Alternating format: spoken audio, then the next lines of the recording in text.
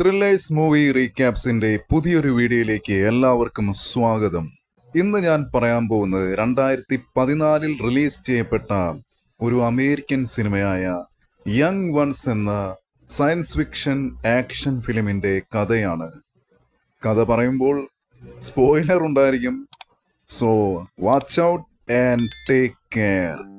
കടുത്ത വരൾച്ച അനുഭവിക്കുന്ന, ജലത്തിനു വേണ്ടി ആളുകൾ കൊള്ളയും കൊലപാതകം വരെ നടത്തേണ്ടി വരുന്ന, അത്രയ്ക്ക് രൂക്ഷമായ ക്ഷാമം ജലത്തിന് അനുഭവപ്പെടുന്ന ഒരവസ്ഥയിലുള്ള, അല്ലെങ്കിൽ അങ്ങനെ ഒരു അമേരിക്കയാണ് ഈ സിനിമയുടെ കഥാപശ്ചാത്തലമായി കാണിക്കുന്നത്. ഇയാളുടെ പേര് ഏണസ്റ്റ് ഹോം എന്നാണ്. ഇയാൾ മകൻ ജെറോമിനും മകൾ മേരിക്കുമൊപ്പം അവരുടെ ചെറിയ ടൗൺ ഹൗസിലായിട്ടാണ് താമസിച്ചു വരുന്നത്. ഒരു അപകടത്തെ തുടർന്ന് ഇയാളുടെ ഭാര്യ സ്ഥിരമായ ആശുപത്രിയിലാണ് കഴിയുന്നത്. ആശുപത്രിയിൽ ഒരു പ്രത്യേക ഫ്രെയിമിൽ ബന്ധിപ്പിച്ചുകൊണ്ട് അയാളുടെ ഭാര്യയ്ക്ക് നടക്കാൻ സാധിക്കുന്നുണ്ട്. വർഷങ്ങളോളം മഴ ലഭിക്കാത്തതിനെ തുടർന്നുണ്ടായ കടുത്ത ക്ഷാമവും വരൾച്ചയും കാരണം ആ പ്രദേശത്ത് താമസിച്ചിരുന്ന ജനങ്ങളെല്ലാം അവിടെ നിന്ന് പലായനം ചെയ്തു. ഏണസ്റ്റും കുടുംബവും ഇപ്പോഴും അവിടെ തന്നെ താമസിച്ചു വരുന്നു. ഈ ഭൂമിയിൽ വീണ്ടും കൃഷി ചെയ്യാൻ സാധിക്കുമെന്ന് അയാൾ വിശ്വസിക്കുന്നു. അതിനു വേണ്ടത് ജലമാണ്. ആ ജലം എന്നെങ്കിലും കിട്ടും എന്നൊരു പ്രതീക്ഷയിലാണ് ഏണസ്റ്റ് അവിടെ താമസിച്ചു വരുന്നത്.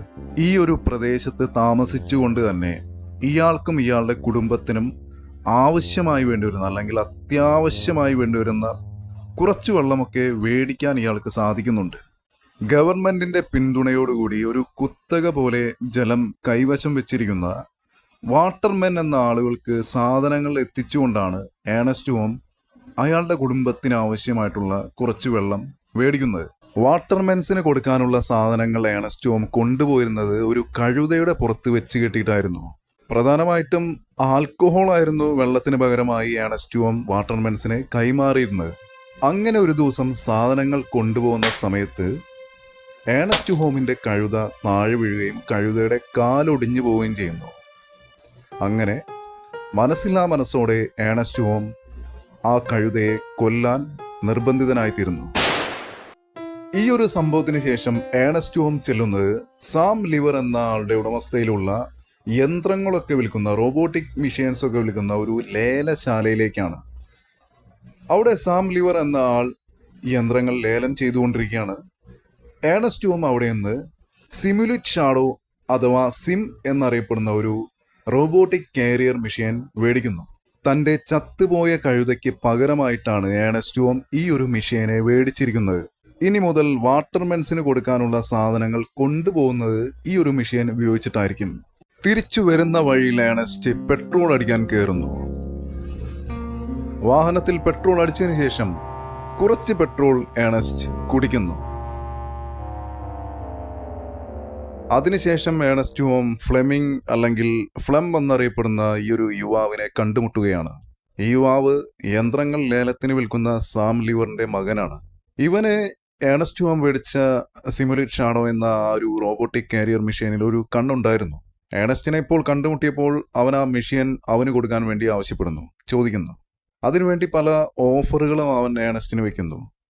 എന്നാൽ ഏണസ്റ്റിന് ആ മെഷീൻ കൊടുക്കാൻ തീരെ താല്പര്യമില്ലാത്തതുകൊണ്ട് തന്നെ ഇവനെ നൈസായിട്ട് ഒഴിവാക്കി വിടുന്നു. പിന്നെ ഈ ഫ്ലെമിംഗ് എന്ന ചെറുപ്പക്കാരൻ കുറച്ച് ഒരു ഉഡായിപ്പ് മെന്റാലിറ്റി, ഒരു കുറച്ച് കള്ളത്തരങ്ങളൊക്കെ ഉള്ളൊരു ചെറുപ്പക്കാരനാണ്. അതുമാത്രമല്ല, ഏണസ്റ്റിന്റെ മകളായ മേരിയുമായി ഇവന് ചെറിയൊരു റിലേഷൻഷിപ്പ് ഉണ്ട്. ഏണസ്റ്റ് അറിയാതെയൊക്കെയാണ് ഇവൻ മേരിയെ കാണാൻ വേണ്ടി ഇവരുടെ വീട്ടിലൊക്കെ വരുന്ന, അങ്ങനെ ചെറിയ ഉഡായിപ്പും കാര്യങ്ങളൊക്കെ ഉള്ളൊരു യുവാവാണ് ഈ ഫ്ലെമിംഗ് എന്ന ഈ ഒരു കഥാപാത്രം. ഒരു ദിവസം രാവിലെ ഏണസ്റ്റും അയാളുടെ മകൻ ജെറോമും കൂടി ആ റോബോട്ടിക് മെഷീൻ വെച്ചിരിക്കുന്ന സ്ഥലത്ത് വന്നു നോക്കിയപ്പോൾ ആ മെഷീൻ അവിടെ കാണുന്നില്ല. ആരോ അത് മോഷ്ടിച്ചിരിക്കുന്നു, അവിടെ നിന്ന് അടിച്ചു മാറ്റി കൊണ്ടുപോയിരിക്കുന്നു. ഏണസ്റ്റിന് ആദ്യം തന്നെ സംശയം തോന്നിയത് ഫ്ലെം എന്നറിയപ്പെടുന്ന ഫ്ലെമിംഗ് എന്ന യുവാവിനെ തന്നെയാണ്. അവനെ അന്വേഷിച്ച് ഏണസ്റ്റ് ഹോം സാം ലിവറിന്റെ അടുത്ത് എത്തുന്നു. സാം ലിവർ പറയുന്നു അവനിവിടെ ഇല്ല, അവൻ എങ്ങോട്ടോ പോയി എന്ന് പറയുന്നു. അതിനുശേഷം ഏണസ്റ്റ് ഹോം ചെന്നത് വാട്ടർമെൻസിന്റെ അടുത്തേക്കായിരുന്നു. എന്നാൽ വാട്ടർമെൻസ് പെട്ടെന്ന് ഏണസ്റ്റിനെ ആക്രമിച്ച് ഇടിച്ച് ബോധം കെടുത്തുന്നു. കുറച്ച് സമയത്തിന് ശേഷം ഏണസ്റ്റിന് ബോധം വന്നപ്പോൾ വാട്ടർമെൻസ് അയാളെ രൂക്ഷമായി ആക്രമിക്കാനുള്ള ഒരു തയ്യാറെടുപ്പിലാണ്. വാട്ടർമെൻസ് അയാളെ കുറ്റപ്പെടുത്തുന്നു. ആ റോബോട്ടിക് മെഷീൻ ഉപയോഗിച്ച് അവരുടെ സാധനങ്ങൾ മോഷ്ടിച്ചതിനാണ് ഏണസ്റ്റിനെ ഇവർ കുറ്റപ്പെടുത്തുന്നത്. സത്യത്തിൽ വാട്ടർമെൻസിൻ്റെ സാധനങ്ങൾ മോഷ്ടിച്ചത് ഫ്ലം ആയിരുന്നു.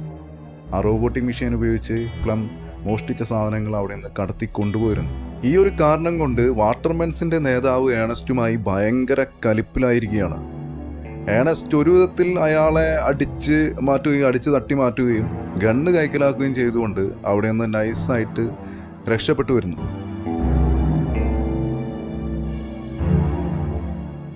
അന്നത്തെ ദിവസം രാത്രിയിൽ തന്നെ ഏണസ്റ്റ് ഫ്ലമ്മിനെ കണ്ടെത്തുന്നു. അവൻ ഒരു മരത്തിന്റെ ചൂട്ടിൽ ചാരിയിരിക്കുകയായിരുന്നു. രാത്രിയിൽ വിശ്രമിച്ചതിന് ശേഷം രാവിലെ മോഷ്ടിച്ച സാധനങ്ങൾ അതിർത്തിയിൽ കൊണ്ടുപോയി വിൽക്കാനായിരുന്നു ഫ്ലമ്മിന്റെ പ്ലാൻ. അത് ഏണസ്റ്റ് മനസ്സിലാക്കുന്നു. ഏണസ്റ്റിന് അറിയാം ഇവന്റെ ഉദ്ദു എന്താണെന്ന് ഏണസ്റ്റിന് അറിയാം. അങ്ങനെ രാവിലെ ആയപ്പോൾ ഏണസ്റ്റ് ഗണ്ണെടുത്ത് അവന്റെ നേരെ ചൂണ്ടിക്കൊണ്ട് പിന്നീട് അവനെ ബന്ദിയാക്കുകയാണ്. അവന്റെ കയ്യും കാലുമൊക്കെ കെട്ടിയിട്ട് അവനെ വാട്ടർമെൻസിന്റെ അടുത്തേക്ക് കൊണ്ടുപോകാൻ ആരംഭിക്കുന്നു. ഏണസ്റ്റ് ഹോമിനെ തെളിയിക്കണം, അയാൾ നിരപരാധിയാണ്, അയാൾ തെറ്റ് ചെയ്തിട്ടില്ല എന്ന് തെളിയിക്കണം. യഥാർത്ഥ കള്ളൻ ഇവനാണ് എന്ന് വാട്ടർമെൻസിന്റെ മുന്നിൽ തെളിയിക്കണം. അതിനുവേണ്ടിയാണ് ഇവനെ അയാൾ കൊണ്ടുപോകുന്നത്. പോയിക്കൊണ്ടിരിക്കുന്ന സമയത്ത് ഇവൻ ഏണസ്റ്റ് ഹോമിന്റെ മകളായ മേരിയെക്കുറിച്ച് മോശമായി സംസാരിക്കുന്നു. ദേഷ്യം പിടിച്ച ഏണസ്റ്റ് ഇവനെ കെട്ടിയിട്ട കയർ പിടിച്ച് വലിക്കുന്നു. അങ്ങനെ ഇവൻ താഴെ വീഴുന്നു.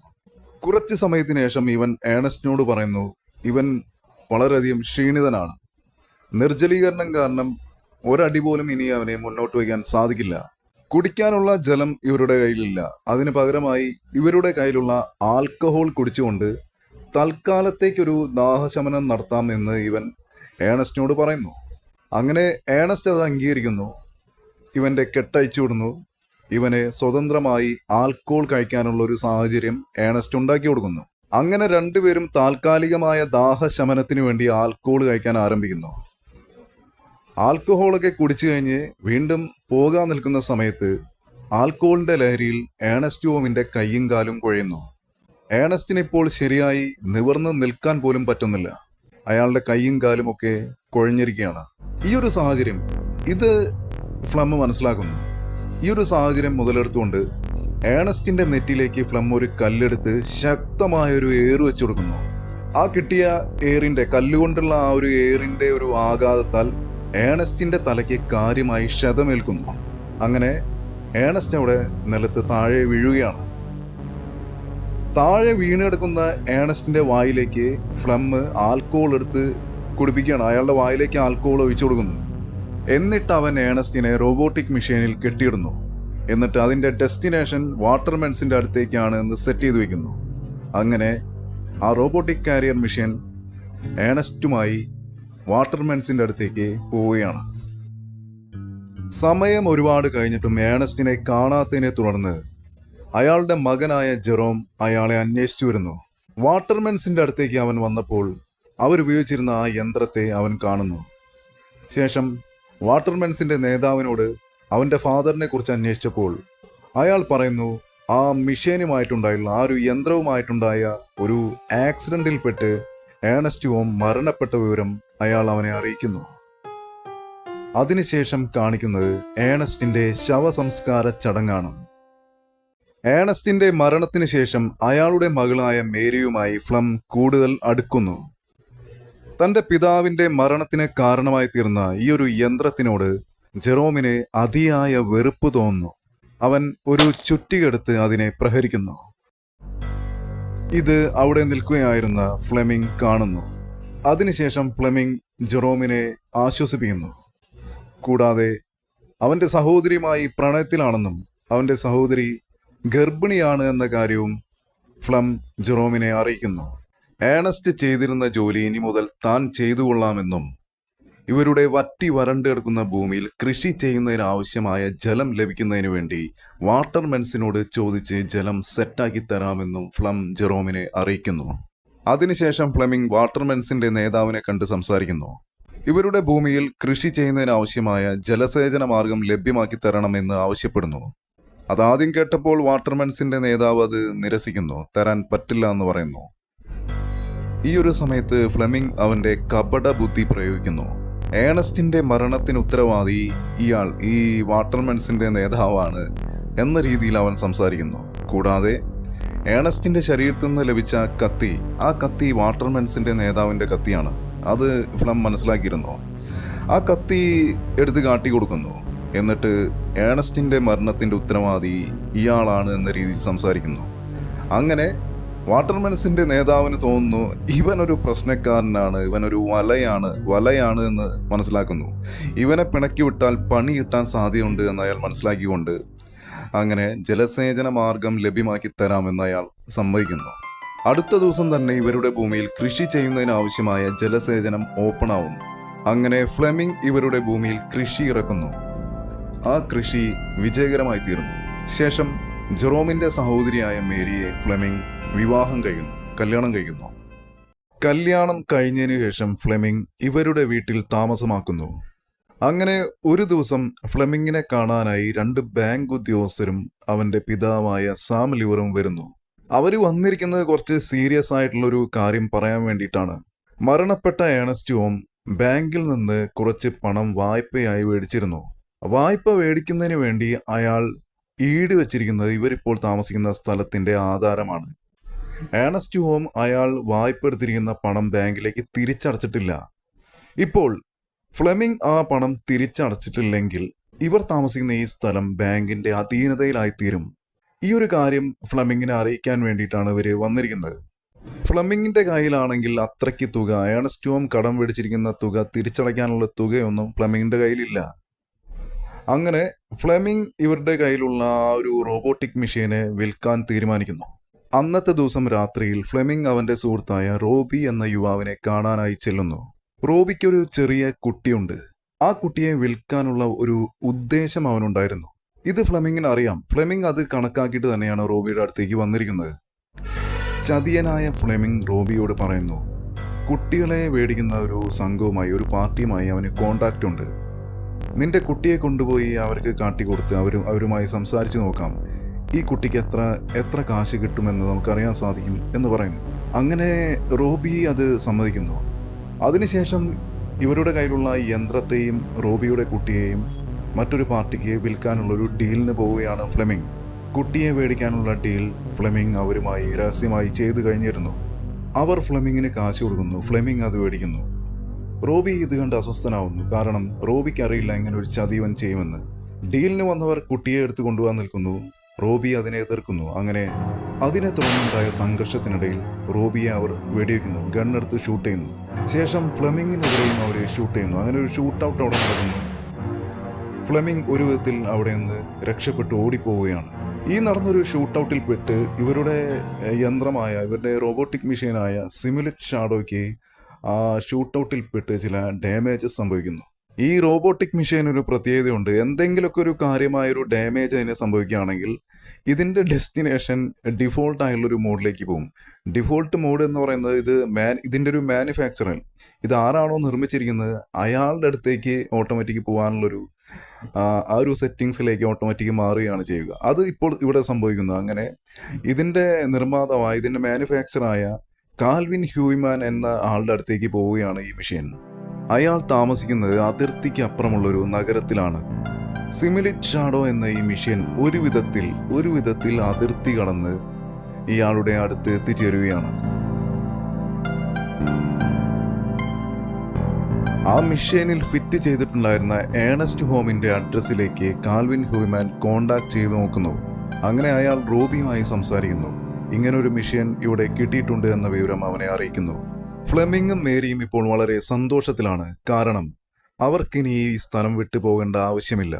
ഡീൽ ചെയ്തപ്പോൾ ഫ്ലെമിങ്ങിന് കിട്ടിയ പണം അവനത് ബാങ്കിൽ കൊടുത്തുകൊണ്ട് ഏണസ്റ്റ് ഹോം ബാങ്കിൽ നിന്ന് വായ്പ എടുക്കുന്നതിന് വേണ്ടി ഈട് നൽകിയ ആധാരം ഫ്ലെമിംഗ് തിരിച്ചു പിടിച്ചിരിക്കുന്നു. ഇനി ബാങ്കിന് ഇവരുടെ സ്ഥലത്തിന്റെ മേൽ യാതൊരു അവകാശവുമില്ല. നഷ്ടപ്പെട്ട റോബോട്ടിക് മെഷീൻ വീണ്ടും തിരിച്ചെടുക്കുന്നതിന് വേണ്ടി അതിർത്തി കടക്കാൻ ജെറോം തീരുമാനിക്കുന്നു. അതിർത്തിയിലെത്തിയപ്പോൾ അണ്ടർ ഏജ്ഡ് ആണ് എന്ന് പറഞ്ഞുകൊണ്ട് ഗാർഡ്സ് അവനെ അതിർത്തി കടക്കുന്നതിൽ നിന്നും തടയുന്നു. ശേഷം അന്ന എന്നു പേരുള്ള ഒരു പെൺകുട്ടിയെ അവൻ കണ്ടുമുട്ടുന്നു. ഈ അന്ന എന്ന പെൺകുട്ടി ഗവൺമെന്റിനെതിരായി പ്രവർത്തിക്കുന്ന ഇല്ലീഗലായിട്ടുള്ള കാര്യങ്ങൾ ചെയ്യുന്ന ചില ആളുകളുടെ കൂടെ കഴിഞ്ഞു വരുന്നൊരു കുട്ടിയാണ്. ഈ കുട്ടിക്ക് അങ്ങനെ ഇല്ലീഗലായുള്ള പല കാര്യങ്ങളും ചില ഉടായ്പ പരിപാടികളൊക്കെ അറിയാം. അങ്ങനെ ജെറോമിനെ അവൾ ഒരു ഇല്ലീഗലായിക്കൊണ്ട് അതിർത്തി കടക്കാനുള്ള ഒരു മാർഗം അവൾ കാട്ടിക്കൊടുക്കുന്നു. അങ്ങനെ ജെറോം അതിർത്തി കടന്നു പോകുന്നു. ജെറോം അങ്ങനെ കാൽവിൻ ഹൂയ്മാനെ കണ്ടുമുട്ടുന്നു. കാൽവിൻ ഹൂയ്മാൻ ആ യന്ത്രത്തിനെ അവന് കാട്ടിക്കൊടുക്കുന്നു. കൂടാതെ കാൽവിൻ ഹ്യൂമാൻ ഒരു കാര്യം അവനെ കാണിച്ചു കൊടുക്കുന്നു. ഈ ഒരു യന്ത്രത്തിന് ലേസർ സെൻസറുകളുണ്ട്. അത് വീഡിയോ ക്യാമറ പോലെ പ്രവർത്തിച്ചുകൊണ്ട് ഈ യന്ത്രത്തിന്റെ മുന്നിൽ നടന്നുകൊണ്ടിരിക്കുന്ന കാര്യങ്ങളെല്ലാം റെക്കോർഡ് ചെയ്യപ്പെട്ടിട്ടുണ്ട്. അങ്ങനെ ഈ യന്ത്രം മേടിച്ചത് മുതൽ റെക്കോർഡ് ചെയ്യപ്പെട്ട കാര്യങ്ങൾ കാൽവിൻ ഹ്യൂമാൻ ജെറോമിന് കാട്ടിക്കൊടുക്കുന്നു. ജെറോം അത് കണ്ടുവരികയായിരുന്നു. കുറച്ചു കഴിഞ്ഞപ്പോൾ കാൽവിൻ ഹ്യൂമാൻ അവിടെ നിന്ന് പോകുന്നു. ജെറോം വീണ്ടും അതിൽ റെക്കോർഡ് ചെയ്യപ്പെട്ട കാര്യങ്ങൾ കണ്ടുകൊണ്ടിരിക്കുകയായിരുന്നു. അങ്ങനെ പല കാര്യങ്ങളും ജെറോം മനസ്സിലാക്കുന്നു. അതിൽ നിന്നും തൻ്റെ പിതാവായ ഏണസ്റ്റ് ഹോമിന്റെ മരണത്തിന് ഉത്തരവാദി ഫ്ലെമിംഗ് ആണ് എന്ന സത്യം, ആ ഞെട്ടിപ്പിക്കുന്ന സത്യം അവൻ മനസ്സിലാക്കുന്നു. ശേഷം ജെറോം തൻ്റെ സ്വന്തം വീട്ടിലേക്ക് തിരിച്ചെത്തിയിരിക്കുന്നു. ഏണസ്റ്റിന്റെ മരണത്തിന് ഉത്തരവാദി ഫ്ലെമിംഗ് ആണ് എന്ന് തിരിച്ചറിഞ്ഞിട്ടും ഇപ്പോൾ പ്രത്യക്ഷത്തിൽ ഫ്ലെമിങ്ങിനോട് ദേഷ്യമൊന്നും ജെറോം പ്രകടിപ്പിക്കുന്നില്ല. പകരം വളരെ തന്ത്രപരമായി ഫ്ലെമിങ്ങിനെ ഇല്ലാതാക്കാനാണ് അവൻ തീരുമാനിക്കുന്നത്. ഏണസ്റ്റിന്റെ കടം തീർക്കുന്നതിന് വേണ്ടി റോബോട്ടിക് മെഷീൻ അവന്റെ സുഹൃത്തായ റോബിക്ക് വിറ്റു എന്നാണ് ഫ്ലെമിംഗ് ജെറോമിനോട് പറഞ്ഞിട്ടുണ്ടായിരുന്നത്. അത് പൂർണ്ണമായും നുണയാണ് എന്ന് ജെറോം തിരിച്ചറിഞ്ഞ് മനസ്സിലാക്കി കഴിഞ്ഞു. മാത്രമല്ല, റോബി മിസ്സിംഗ് ആണ് എന്ന കാര്യവും അവൻ അറിയാം. ആ റോബിയുടെ പേരിൽ തന്നെ ഫ്ലെമിങ്ങിനിട്ടൊരു പണി കൊടുക്കാൻ അവൻ തീരുമാനിക്കുന്നു. അങ്ങനെ ഒരു ഭക്ഷണം കഴിച്ചുകൊണ്ടിരിക്കുന്ന സമയത്ത് റോബി ജെറോമിനെ CB റേഡിയോയിൽ കോണ്ടാക്ട് ചെയ്തു എന്ന് ഫ്ലെമിങ്ങിനോട് പറയുന്നു. ഇത് കേട്ടപ്പോൾ ഫ്ലെമിങ്ങിന് അത് വിശ്വസിക്കാൻ സാധിക്കുന്നില്ല. കാരണം ഫ്ലെമിങ്ങിന് അറിയാം റോബി മരണപ്പെട്ടിട്ടുണ്ടായിരിക്കാം എന്നാണ് ഫ്ലെമിങ്ങിന്റെ വിശ്വാസം. എന്നാൽ അത് പൂർണ്ണമായി അങ്ങനെ വിശ്വസിക്കാനും സാധിക്കുന്നില്ല. ഫ്ലെമിങ്ങിന് ചെറിയൊരു കൺഫ്യൂഷൻ ഉണ്ട് താനും. കുറച്ച് ദിവസങ്ങൾക്ക് ശേഷം പോസ്റ്റ്മാൻ ഒരു കത്ത് കൊണ്ടുവന്ന് ഫ്ലെമിങ്ങിന് കൊടുക്കുന്നു. ആ കത്തിൽ എഴുതിയിരിക്കുന്നത് എങ്ങനെയാണ്: ഞാൻ റോബിയാണ്, നിന്നെ CB റേഡിയോ വഴി കോണ്ടാക്ട് ചെയ്യാൻ ശ്രമിച്ചു, പക്ഷെ കിട്ടിയില്ല. ജെറോമിനോട് കാര്യം പറഞ്ഞിരുന്നു, പിന്നെ പ്രതികരണമൊന്നും ലഭിച്ചില്ല. അതുകൊണ്ടാണ് ഈ കത്ത് ഞാൻ എഴുതുന്നത്. എനിക്ക് നിന്നെ കാണണം, നിന്നെ കണ്ടിട്ട് ചില പ്രത്യേക കാര്യങ്ങൾ എനിക്ക് പറയാനുണ്ട്. പിന്നെ അതിലൊരു സ്ഥലം പറഞ്ഞുകൊണ്ട് ആ സ്ഥലത്തേക്ക് വന്നാൽ കണ്ടുമുട്ടാം, അവിടെ ഇവൻ ഉണ്ട് എന്ന രീതിയിലാണ് കത്ത് എഴുതിയിരിക്കുന്നത്. യഥാർത്ഥത്തിൽ കത്ത് എഴുതിയിരിക്കുന്നത് ജെറോമാണ്. ഫ്ലെമിങ്ങിന് ഒരു പണി കൊടുക്കാനുള്ള ഒരു സെറ്റപ്പിലാണ് ഈ കത്ത് അവൻ എഴുതിയിരിക്കുന്നത്. ഈ കത്ത് വായിച്ചപ്പോൾ ഫ്ലെമിങ് ആകെ ആശയക്കുഴപ്പത്തിലാവുന്നു. ഇനി എന്താണ് ഈ സംഭവം എന്ന് എന്തായാലും അവിടെ വരെ പോയി നോക്കാം എന്നവൻ തീരുമാനിക്കുന്നു. ശേഷം കത്തിൽ പറഞ്ഞിരിക്കുന്ന സ്ഥലത്തേക്ക് ഫ്ലെമിങ് യാത്രയാവുന്നു. കൂടെ ആ മിഷേനെയും കൊണ്ടുപോകുന്നു. അങ്ങനെ ആ സ്ഥലത്തെത്തിയപ്പോൾ അവൻ റോബിയെ അവിടേക്ക് വിളിച്ചു നോക്കുന്നു. അവിടെ ജെറോം ഫ്ലെമിങ്ങിന് വേണ്ടി ഒരു കെണി ഒരുക്കി വെച്ചിട്ടുണ്ടായിരുന്നു, ഒരു വലിയ കുഴി. ആ കുഴിയിലേക്ക് ഫ്ലെമിങ് മറിഞ്ഞു വീഴുന്നു. അങ്ങനെ അവന്റെ കാലൊടിയുന്നു.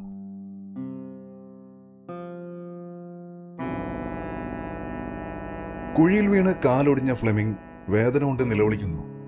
രക്ഷയ്ക്കായി അവൻ ഉറക്കെ നിലവിളിക്കുന്നു. പക്ഷേ ആരും അവിടെ ഉണ്ടായിരുന്നില്ല. ഇങ്ങനെ നിസ്സഹായനായി ഫ്ലെമിങ് ഇരിക്കുന്ന സമയത്താണ് ജെറോം അവിടേക്ക് കടന്നു വരുന്നത്.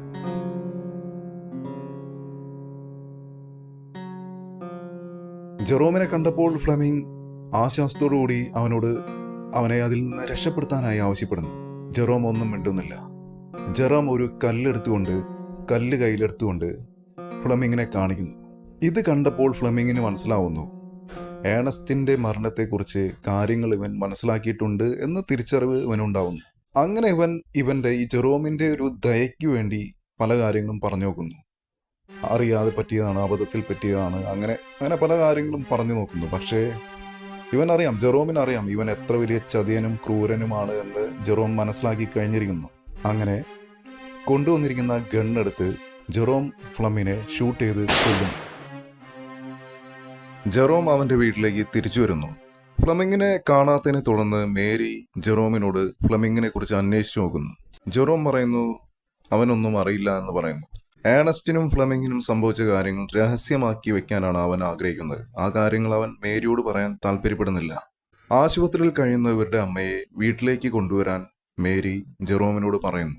കാരണം ആശുപത്രിയിൽ യൂസ് ചെയ്യുന്ന ആ ഒരു ടെക്നോളജി, ഫ്രെയിമിൽ വയസ്സൊക്കെ ഘടിപ്പിച്ച് നടക്കാൻ സാധിക്കുന്ന ആ ഒരു ടെക്നോളജി അഫോർഡ് ചെയ്യാനുള്ള അല്ലെങ്കിൽ അത് മേടിക്കാനുള്ള ഒരു കാശ് ഇവരുടെ കയ്യിൽ ഇപ്പോൾ ഉണ്ട്. അതുകൊണ്ട് ഇവരുടെ അമ്മയെ വീട്ടിലേക്ക് കൊണ്ടുവരാൻ മേരി ജെറോമിനോട് പറയുകയാണ്. ജെറോം അത് അംഗീകരിക്കുന്നു. ശേഷം ആ മെഷീനിൽ റെക്കോർഡ് ചെയ്യപ്പെട്ട കാര്യങ്ങളൊക്കെ ജെറോം ഡിലീറ്റ് ചെയ്ത് കളയുകയാണ്. കാരണം ഏണസ്റ്റിനും ഫ്ലെമിങ്ങിനും സംഭവിച്ച അവരുടെ ഒരു മരണത്തിന്റെ രഹസ്യമൊക്കെ കാര്യങ്ങളൊക്കെ അറിയുന്നത് ഇപ്പോൾ ജെറോമിനും ആ മിഷേനും മാത്രമാണ്. മിഷേനിലെ കാര്യങ്ങൾ ജെറോം ഡിലേറ്റ് ചെയ്ത് കളയുന്നു. അതോടുകൂടി ഈ കഥ, ഈ സ്റ്റോറി, ഈ സിനിമയുടെ സ്റ്റോറി അവസാനിക്കുകയാണ്. Hey guys, this is thrillers movie recaps. ഈ വീഡിയോ നിങ്ങൾക്ക് ഇഷ്ടപ്പെട്ടിട്ടുണ്ടെങ്കിൽ ലൈക്ക് ചെയ്യുക, തീർച്ചയായും ലൈക്ക് ചെയ്യുക. അതുപോലെ ഷെയർ ചെയ്യുക. കൂടുതൽ വീഡിയോസിനായി ചാനൽ സബ്സ്ക്രൈബ് ചെയ്യുക, നോട്ടിഫിക്കേഷൻ എനേബിൾ ചെയ്യുക. പിന്നെ നിങ്ങളുടെ കമൻസ് ഒക്കെ, എന്തെങ്കിലും അഭിപ്രായങ്ങളൊക്കെ ഉണ്ടെങ്കിൽ കമൻറ്റ് ചെയ്യുക. അപ്പോൾ മറ്റൊരു വീഡിയോയുമായി നമുക്ക് വീണ്ടും കാണാം. ഓക്കേ.